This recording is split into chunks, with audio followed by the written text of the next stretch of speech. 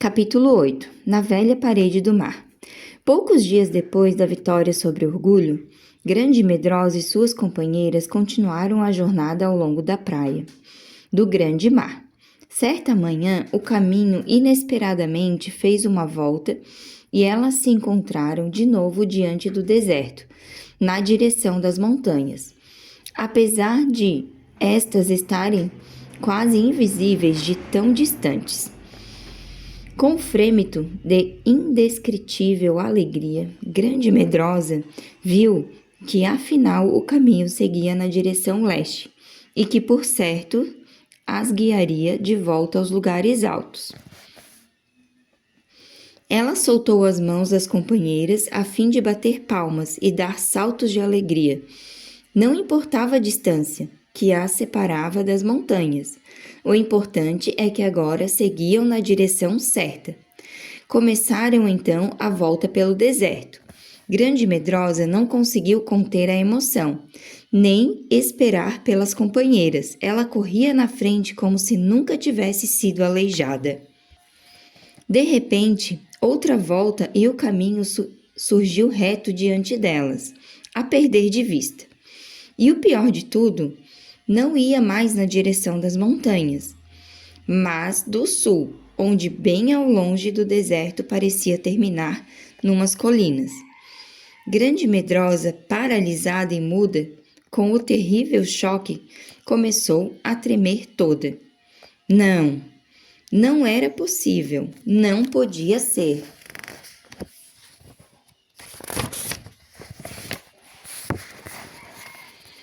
Estaria o pastor outra vez dizendo-lhe não?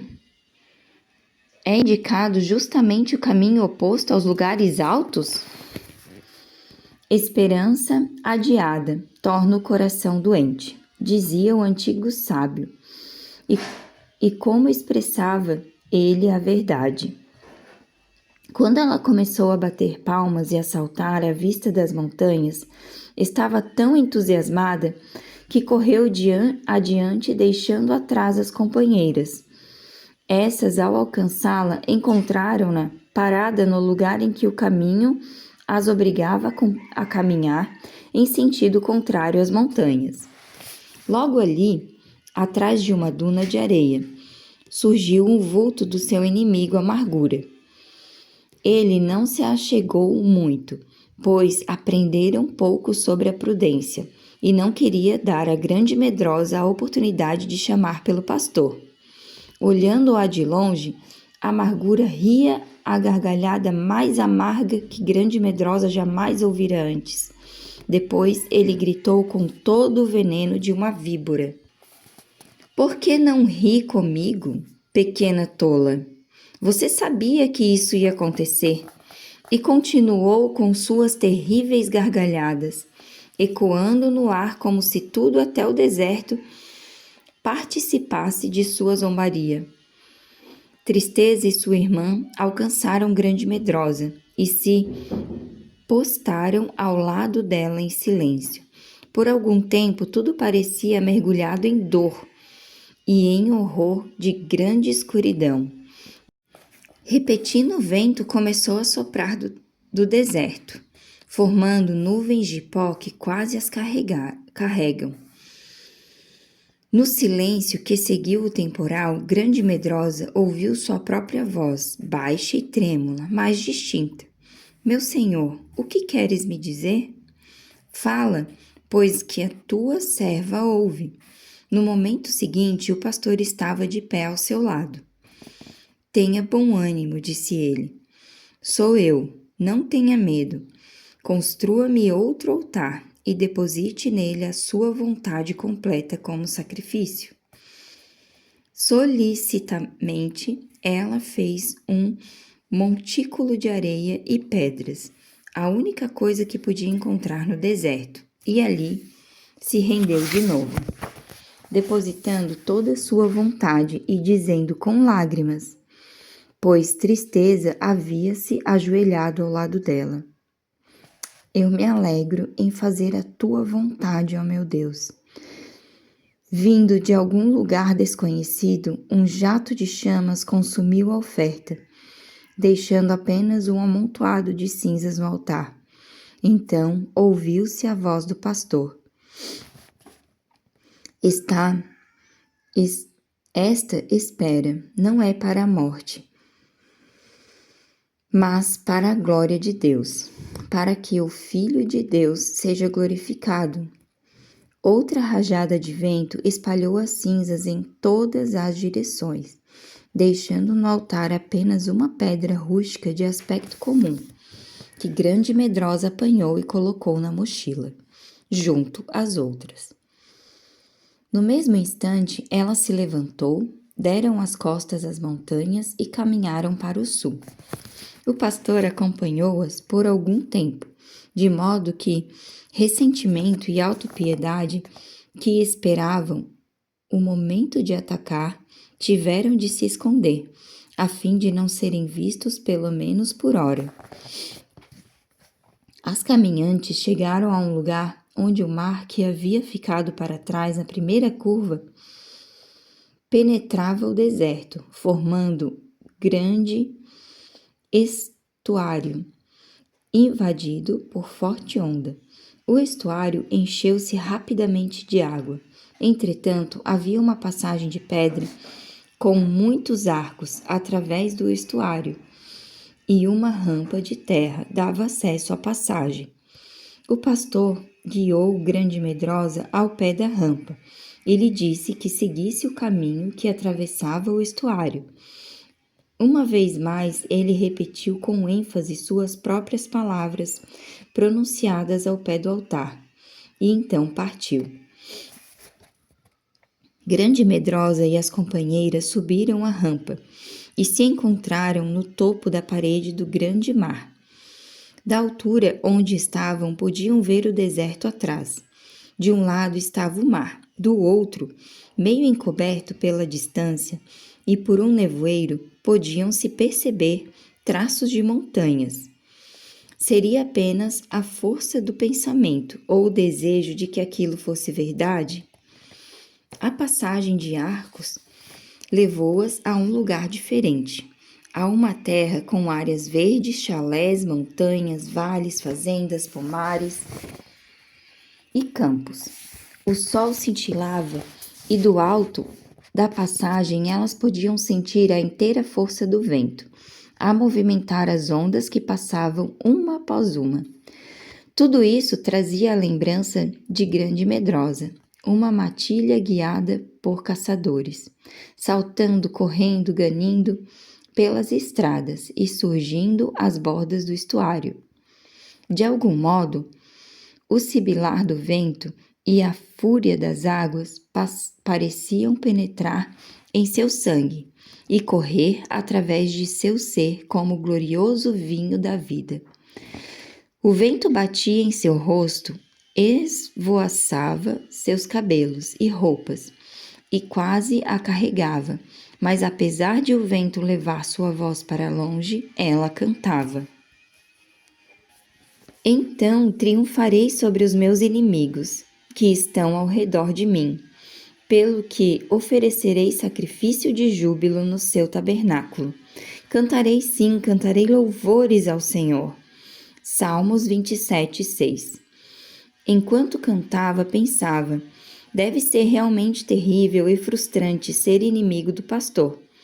Sempre com a pressa fora do seu alcance. Deve ser simplesmente enlouquecedor para esses inimigos verem até a mais tolinha e fraca sendo colocada nos lugares altos e de forma triunfante sobre todos os seus inimigos. Deve ser intolerável. Enquanto ainda na passagem, ela apanhara outra pedra de acordo com as instruções do pastor, dessa vez como memorial de sua vitória sobre os inimigos, ia colocá-la em sua mochila com as outras.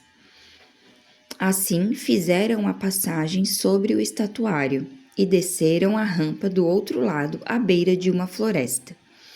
A mudança de cenário depois da longa jornada pelo deserto foi maravilhosa. A ansiosa espera pela primavera fazia com que perdessem as belezas dos últimos vestígios do final do inverno. As árvores brotavam em seu mais lindo verde e os brotos reacendiam perfume. Entre as árvores haviam atalhos e clareiras, onde cresciam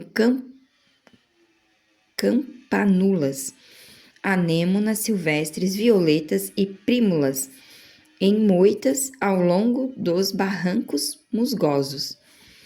As aves cantavam e com os seus trinados chamavam-se uma às outras, atarefadas e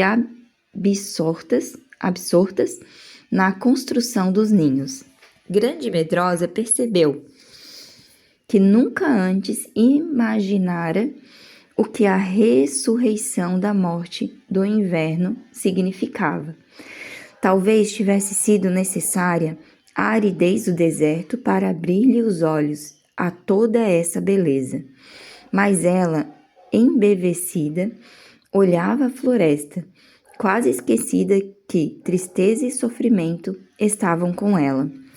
Para qualquer lugar que olhassem, era como se o verde das árvores e os ninhos das aves, os esquilos saltitantes e as flores em seu desabrochar, tudo dissesse a mesma coisa.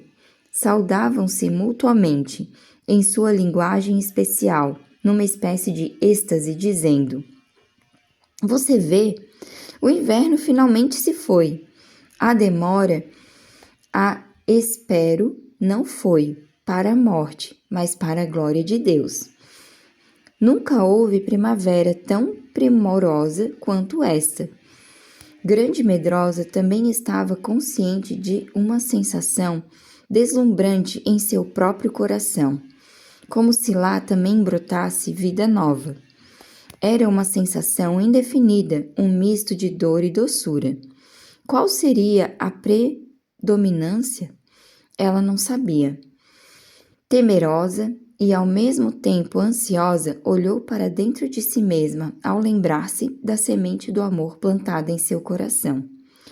Desejava encontrar alguma raiz ou broto. Viu então um tufo de folhas e na extremidade do caule uma protuberância que bem poderia ser um botão. Enquanto o Grande Medrosa olhava para dentro de si, uma dorzinha fina atravessou-lhe o coração, fazendo-a recordar as palavras do pastor, segundo as quais, quando a planta do amor chegasse ao ponto de florescer, ela, Grande Medrosa, seria correspondida no amor e receberia novo nome lá nos lugares altos. Mas aqui, distante dos lugares altos, na realidade, ela estava mais longe do que nunca de chegar lá. Como poderia realizar-se a promessa do pastor? Como esse pensamento, lágrimas rolaram na face. Antes de supor que Grande Medrosa fosse muito propensa a chorar, é bom lembrar que Tristeza era sua companheira e professora, mas suas lágrimas eram todas vertidas em segredo, pois ninguém exceto seus inimigos tinha conhecimento da estranha jornada a que se havia proposto.